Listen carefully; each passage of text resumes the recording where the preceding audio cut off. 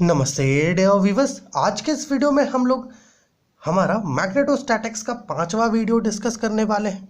मेरे प्यारे व्यूअर्स, देखिए हमारा आज का टॉपिक है magnetic field induction at a centre of a circular coil carrying current. Okay, अपने पास एक सर्कुलर कॉइल है जो करंट कैरी कर रहा है। ओके, उस सर्कुलर कॉइल के सेंटर पर जो मैग्नेटिक फ्लक्स डेंसिटी होगा, ओके, या ऐसा कह सकते हो जो मैग्नेटिक फील्ड इंडक्शन होगा, उसे आज के इस वीडियो में हम लोग पता करने वाले हैं। और इसके पहले मेरे प्यारे व्यूअर्स, हम लोगों ने बायोट-सावर्ट्स लॉ को डिस्कस किया था। तो ऑब्वियसली बात है, हम लोग बायोट-सावर्ट्स लॉ के कुछ एप्लीकेशंस को भी डिस्कस करेंगे। सो ये जो अपना टॉपिक है ये बायोट-सावर्ट्स लॉ पे ही बेस्ड है। ओके, उसका ही यूज़ यहाँ पर हम लोग करने वाले हैं। तो चलिए थिंग्स को थोड़ा समझते हैं।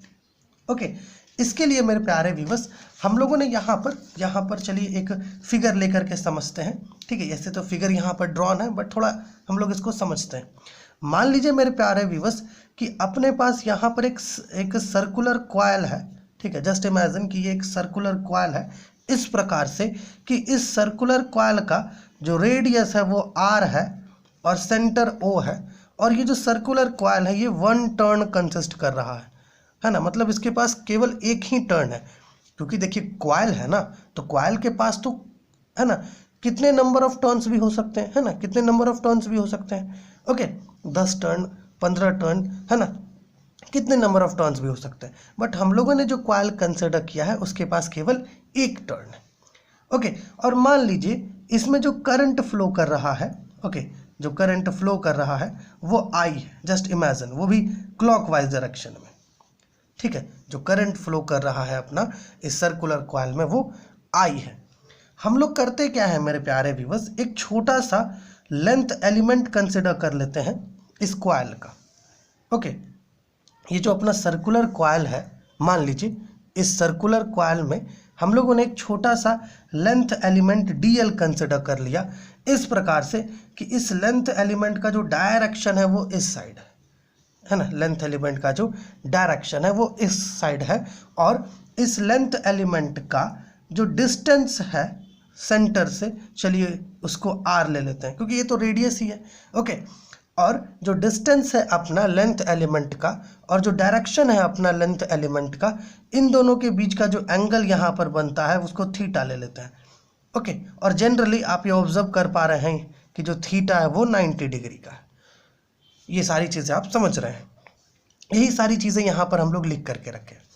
मेरे प्यारे व्यूअर्स, देखिए पिछली वीडियो में हम लोगों ने देखा था कि किसी भी एक लॉन्ग वायर में जो करंट कैरिंग वायर है उसका किसी भी एक स्मॉल एलिमेंट के कारण किसी एक गिवन पॉइंट पर जो मैग्नेटिक फील्ड इंडक्शन होता है वो हम लोग बायोट-सावर्ट्स लॉ की मदद से पता कर सकते हैं। ओके, वही चीज़ यहाँ पर है कि ये जो स्मॉल लेंथ एलिमेंट है dl, इसके कारण इस कॉइल के सेंटर पर, मतलब ऐसा कह सकते हो पॉइंट O पर, ओके, जो मैग्नेटिक फील्ड इंडक्शन है वो हम लोग बायोट-सावर्ट्स लॉ की मदद से लिख सकते हैं, है ना। जैसे अगर हम लोग मान लें कि सेंटर पर इस स्मॉल लेंथ एलिमेंट dl के कारण जो मैग्नेटिक फील्ड इंडक्शन है वो dB है, तो ये इक्वल किससे हो जाएगा, μ0/4π IDL sine theta by r²। और हमें पता है थीटा 90 डिग्री है, तो साइन 90 डिग्री का वैल्यू क्या हो जाएगा, 1। तो पुट करोगे तो यहाँ पे आपको मिलेगा μ0/4π IDL बाई r², कुछ ऐसा मिलेगा। Okay, according to Biot Savart's law इस स्मॉल लेंथ एलिमेंट के कारण पॉइंट O पर जो मैग्नेटिक फील्ड इंडक्शन होगा वो इतना होगा। ये चीज़ें आप समझ रहे हैं। ओके, अब मेरे प्यारे व्यूअर्स थोड़ा सा यहाँ पर थिंग्स को समझिए। मेरा कहने का मतलब ये है कि देखिए हमारा ये जो कॉइल है, ये जो सर्कुलर कॉइल है, ऐसा हम लोग मान सकते हैं कि ये सर्कुलर कॉइल इसी लेंथ एलिमेंट के, मतलब इसी प्रकार के लेंथ एलिमेंट से मिल करके बना हुआ है, ढेर सारे लेंथ एलिमेंट से मिल करके बना हुआ है ना। ऐसा तो कह ही सकते हैं। मान लीजिए अगर हम लोग सबको छोटे छोटे लेंथ एलिमेंट में डिवाइड कर दें, ओके, तो हम लोग ये ऑब्जर्व कर पाएंगे कि हमारा जो सर्कुलर कॉइल है ये एक्चुअली में इसी प्रकार के ढेर सारे लेंथ एलिमेंट से मिल करके बना हुआ है।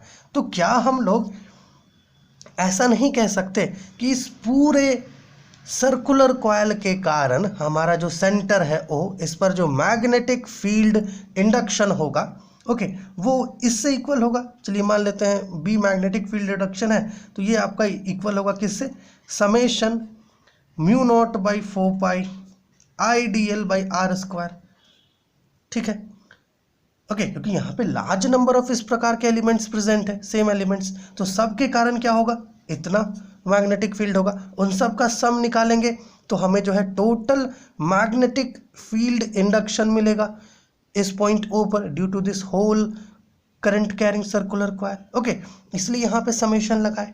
मेरे प्यारे व्यूअर्स यहाँ पर देखिएगा, और हम लोग चाहें तो इसे ऐसे भी लिख सकते हैं mu naught by 4 pi I by R square, क्योंकि आई बाई आर स्क्वायर तो कॉमन ही रहेगा सारे एलिमेंट्स के लिए, ओके, और सिग्मा डीएल ले लेंगे, क्योंकि एक्चुअली में अगर देखो तो डीएल का ही मेन समेशन हम लोग करना चाह रहे हैं, ओके। और अपना ये जो समेशन डीएल है ये एक्चुअली में सर्किल के सिरकमफ्रेंस से इक्वल है, सर्कल के सिरकमफ्रेंस से इक्वल है। सो हम लोग कह सकते हैं कि अपना जो बी है, जो टोटल मैग्नेटिक फील्ड इंडक्शन है point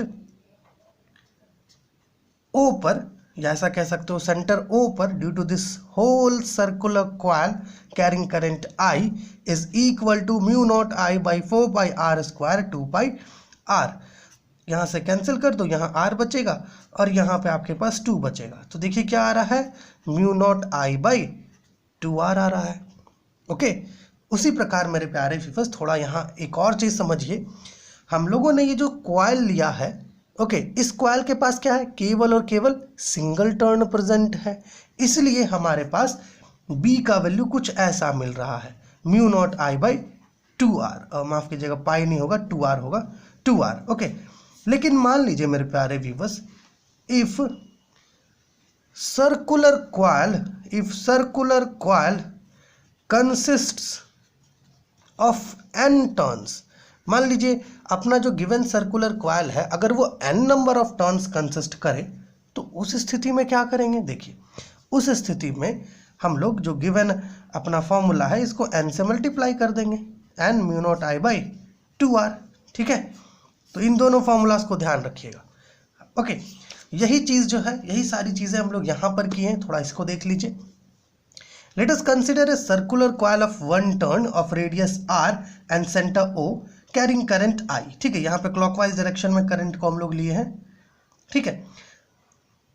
two find the flux density और the magnetic induction produced at the centre O, consider an element of the circular conductor. ये जो सर्कुलर कंडक्टर है, जो सर्कुलर कॉइल है, इसका एक छोटा सा एलिमेंट कंसिडर करिए, ठीक है। इस एलिमेंट के कारण जो मैग्नेटिक फील्ड इंडक्शन होगा पॉइंट ओ पर, वो बायोट-सावर्ट्स लॉ की मदद से पता कर लीजिए इससे, ओके। अब जैसा हम लोग पहले ही कहें, अपना जो कंडक्टर है ये इसी प्रकार के ढेर सारे स्मॉल लेंथ एलिमेंट से मिलकर के बना हुआ है, तो हर एक लेंथ एलिमेंट के कारण जो मैग्नेटिक फील्ड इंडक्शन होगा पॉइंट ओ पर वो इतना ही होगा। तो सबका समेशन ले लिए हम लोग, जैसे यहाँ पर देखिए किए हैं, ओके।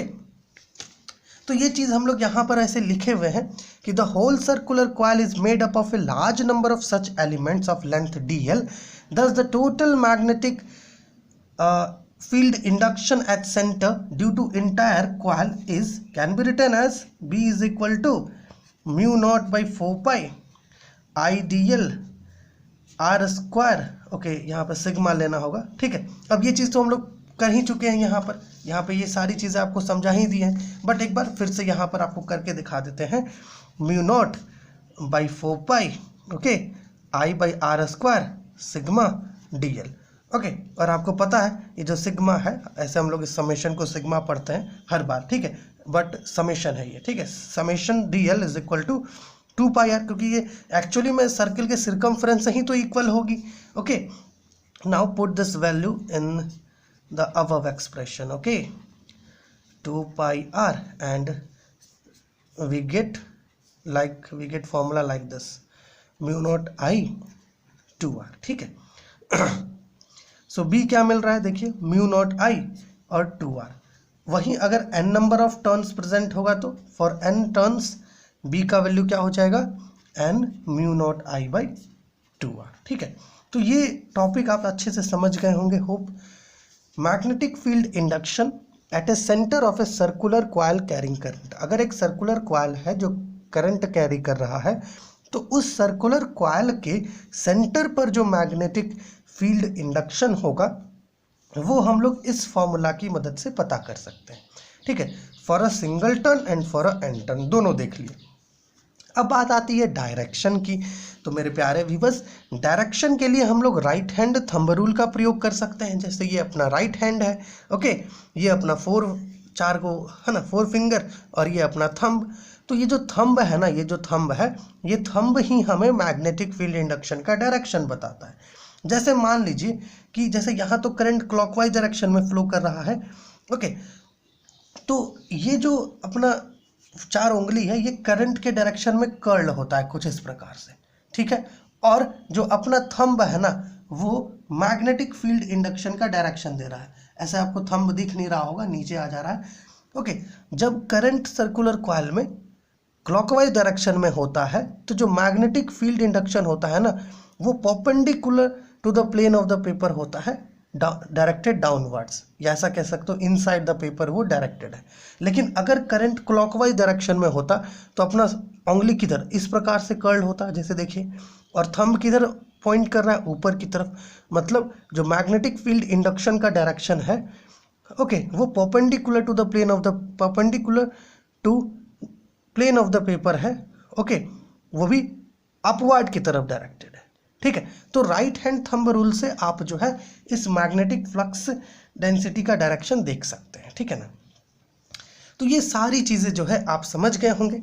चलिए एक छोटा सा प्रॉब्लम लेते हैं, है ना, न्यूमेरिकल, ताकि इस फॉर्मूला को थोड़ा रियलाइज किया जा सके। तो यहाँ पर देखिए हम लोगों ने एक छोटा सा क्वेश्चन बनाया है।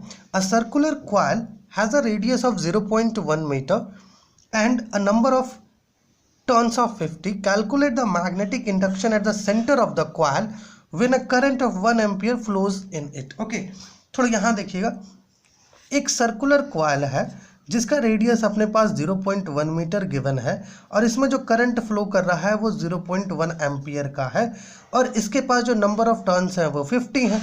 हमें कह रहा है कि सेंटर पर जो मैग्नेटिक फील्ड इंडक्शन है उसका वैल्यू पता करना है। इस फॉर्मूला का प्रयोग कर लीजिए। B is equal to N, कितना है, n 50 है, म्यू नॉट क्या होता है 4 पाई इंटू 10 पे पावर -7 होता है, I अपने पास गिवन है 0.1, ओके, और 2r है ना, ठीक है, 2 इंटू r 0.1, 0.1 और 0.1 को यहीं पर कैंसिल कर देते हैं, यहाँ से 2 और 2 कैंसिल कर देते हैं। तो देखिए अपने पास क्या आ रहा है, B is equal to 50 into 2 pi into 10 पे पावर -7 टेस्ला में आ जाएगा। Okay, so B is equal to 100 pi into 10 पे पावर -7 टेस्ला। अब आप चाहें तो इस 100 को यहाँ पे ला के कैंसिल कर पाएंगे, जैसे कि B इज इक्वल टू 10 पे पावर 2 पाई इंटू 10 पे power -7 tesla. So B is equal to pi into 10 पे पावर -5 टेस्ला, कुछ ऐसा आ रहा है। अब चाहो तो पाई के लिए 3.14 रख दो इंटू 10 पावर -5 टेस्ला, कुछ ऐसा जो है मैग्नेटिक फील्ड इंडक्शन हो जाएगा सेंटर पर। ओके, तो ये चीज़ें आप ग्रैब कर पाए होंगे। ये अपना मैग्नेटोस्टैटिक्स का 5वां वीडियो था। इसके पहले बायोट-सावर्ट्स लॉ हम लोगों ने डिस्कस किया। अगर आपने वो वीडियो नहीं देखा है तो देखिए, लिंक नीचे डिस्क्रिप्शन में मिल जाएगा।